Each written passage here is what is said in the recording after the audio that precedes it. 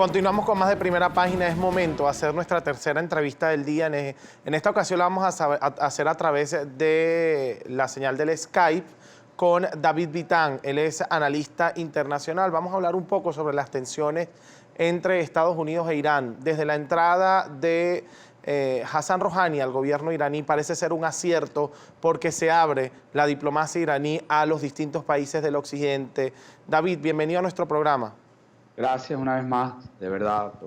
Siempre es bueno conversar contigo y sobre todo de estos temas que son tan importantes no solamente para el curso de la geopolítica mundial, sino también para nuestro país, porque Venezuela ha estado en la agenda norteamericana, eso lo vamos a tocar en la última parte de la entrevista, pero parece pasar ahora a segundo plano por las tensiones con Irán y este país norteamericano.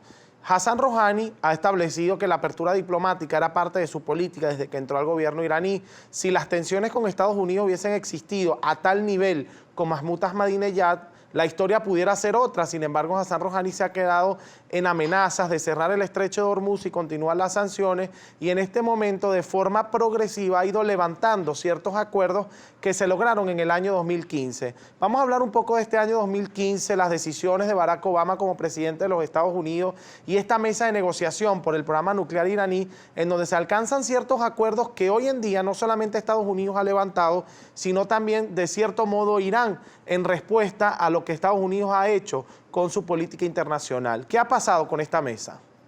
Bueno, gracias por la llamada una vez más. Recordemos que en el 2015, ante la carrera armamentística nuclear y el enriquecimiento que estaba llevando de uranio Irán, se firma un acuerdo, se sientan en la mesa para firmar un acuerdo Francia, Rusia, Reino Unido, China, Alemania, la Unión Europea y los Estados Unidos. En este acuerdo se buscaba la manera de supervisar la carrera nuclear de Irán y que efectivamente se dirigiera a fines médicos y científicos básicamente. En ese momento Irán consigue algo muy importante, que es el desbloqueo de más de 100.000 millones de dólares que había entre efectivo y activos alrededor del mundo. Sin embargo, es en el año 2018 cuando Estados Unidos, en un momento determinado, dice que Irán sigue en su proceso armamentístico nuclear.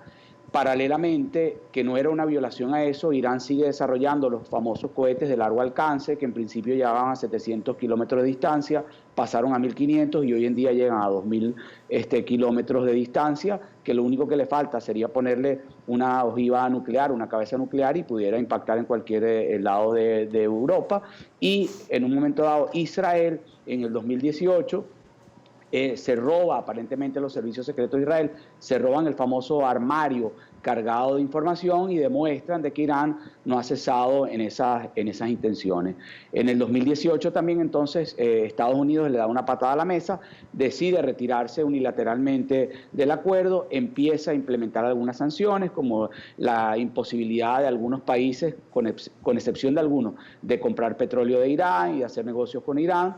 En ese momento se queda los Estados Unidos, se queda Irán dentro del acuerdo y se comienza un proceso de subida de tono. Como tú sabes, en Irán hay dos grupos. Rouhani yo pienso que ha sido positivo, es la parte moderada. Sin embargo, están los guardianes de la revolución con el tema del ayatollah, que sí están más dispuestos al conflicto y a la pelea. Así es, para contextualizar un poco, David, es importante decirle a los televidentes que cuando hablamos del ayatollah Khomeini hablamos de una defensa por parte del grupo Hezbollah, que dentro de territorio iraní es mucho más severo que en otros territorios en donde se encuentra en el Medio Oriente, y esto pudiera recrudecer las tensiones con los Estados Unidos al ser uno de los grupos adversarios más fuertes de los Estados Unidos en el territorio. ¿Puedes continuar, David?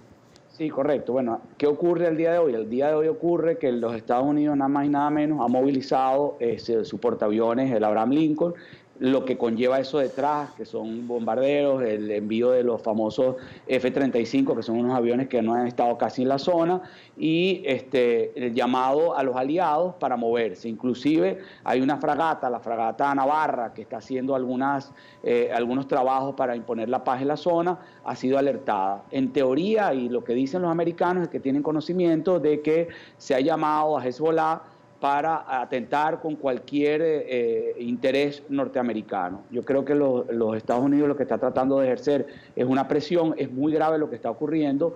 Imaginémonos si en este momento el embargo sube de piso o sube de estatus y se le prohibiera a Taiwán, a China, a Italia y a Grecia, que son algunos de los países que todavía pueden estar comprando el petróleo iraní. Lo que va a ocurrir un desgaste mayor en la economía de Irán. Irán es una economía realmente quebrada, muy pequeña, con un decrecimiento en el Producto Interno Bruto, con problemas de aguas, con problemas de la moneda, como tú ya lo has comentado en otras oportunidades, con una disminución de la producción de petróleo de 3.800.000 y pico de barriles, que estaba el año pasado, ahora están en 2 millones y pico, a pesar de que ha habido un incremento en el valor del petróleo. Y con 30%, además 30% de disminución de la carrera del uranio, de la venta del uranio, como parte del acuerdo que se alcanzó en el año 2015 sobre el tema de la venta del uranio y del trabajo con el uranio. Irán alcanzó pues disminuir en un 30%, sin embargo se espera saber cuáles son esos puntos del acuerdo que se levantan por parte de Irán y que van a, sin duda alguna, y según Abad Zarif en esta reunión que tuvo con Sergei Lavrov, el canciller de Rusia, su homólogo ruso, esto solamente para beneficiar la economía iraní en vista de la carrera a la que se adentró Arabia Saudita en la producción exacerbada de petróleo. Ya el petróleo no es fuente económica para Irán o no es fuente potente de economía para Irán y sin duda alguna tienen que volver a lo que era la carrera o las prácticas nucleares iraníes. David, quiero preguntarte algo sobre el peligro de las sanciones de los Estados Unidos respecto a Irán, porque la Unión Europea se encuentra bastante preocupada. Recuerden que Irán tiene dominio del estrecho de Hormuz, por donde pasa la mayor cantidad de petróleo del mundo, y justamente es Europa la que se nutre de esta mayor cantidad de petróleo, además de gran parte de Asia. ¿Cuáles son los verdaderos peligros de las sanciones? Bueno, antes quería hacer un comentario cuando dices lo de la producción de petróleo. Tanto Venezuela como Irán no tienen un techo por parte de la OPEP, o sea, para que tengan una idea. O sea, tenemos libertad tanto en Venezuela como en Irán para producir, sin embargo, ya el tema del petróleo, como tú dices, es de esa manera. O sea, definitivamente no constituye un tema fundamental para cubrir las necesidades. Mira, cerrar el estrecho sería catastrófico, ¿ok? Sería aislar al mundo, ¿ok?, en un ambiente de tensión, en un ambiente de desestabilización que pudiera generar definitivamente, para mí, pudiéramos estar hablando de aires de un encuentro mundial, de un encuentro, de una guerra mundial, que debería de frenarse en este momento por la Unión Europea, por instituciones como Naciones Unidas que no están haciendo absolutamente nada y que están fracasadas en el mundo. Esto es para que las Naciones Unidas estuvieran en este momento en su comité de emergencia reunido permanentemente para ver qué se puede hacer allí. De manera tal que si tratan de cerrar el estrecho y las sanciones se imponen asfixiando a Irán como se piensa que los Estados Unidos lo pudiera realizar, yo creo que estaríamos en el inicio de un conflicto que nada beneficia al mundo en este momento. Bien, David, hay un tema bastante interesante también. Venezuela era parte de la agenda norteamericana, además parte de las gestiones del presidente norteamericano Donald Trump. Mucho se ha dicho acerca de que es plan de gobierno la salida del presidente Nicolás Maduro por parte de los Estados Unidos. Pero en este momento, el tema de las sanciones iraníes y las tensiones con este país del Medio Oriente han tomado un protagonismo importante para la política exterior norteamericana. ¿Pasa Venezuela a segundo plano? Mira, definitivamente sí. La guerra que hay con Estados Unidos y Venezuela, yo diría que es una guerra psicológica, una guerra de sanciones económicas que sí están tomando alguna importancia. Sin embargo, esto son temas, las armas son los tweets, las declaraciones, el movimiento de reuniones del Comando Sur en Colombia, etcétera, etcétera. Yo sí pienso que está en la agenda norteamericana, pero lo que está ocurriendo con Irán es otra cosa. Mover el portaaviones Abraham Lincoln y toda una serie de armamento y de personas hacia Irán, estamos hablando de temas mayores. Sí se va a enfriar un poco el tema de Venezuela, yo pienso. Yo creo que tanto la Casa Blanca como el Departamento de Estado con el tema de Irán están de acuerdo. No siempre el Departamento de Estado y la Casa Blanca están en una misma onda. Yo creo que hay algunas discrepancias en algún momento determinado con cosas en América Latina, pero con el tema de Irán sí se va a enfriar un poco el tema, al igual que también las relaciones con la Unión Europea en caso de que la Unión Europea no quiera acompañar en este momento a los Estados Unidos de manera fehaciente, categórica y como una sola unidad en el tema de Irán. David, no solamente hay que hablar de los Estados Unidos, me quedan 30 segundos de entrevista, así como hablamos de que Venezuela pasa a segundo plano en caso de Estados Unidos, también pudiera pasar a segundo plano en caso Rusia, porque la amenaza más grande de conflicto internacional la tiene Irán, y esta reunión entre Abbas Zarif, canciller de Irán, y Sergei Lavrov, canciller de Rusia, toca el tema de Venezuela, pero muy básicamente, y se adentran a la agenda iraní respecto a los Estados Unidos. ¿También pasa en segundo plano Venezuela en el caso de Rusia?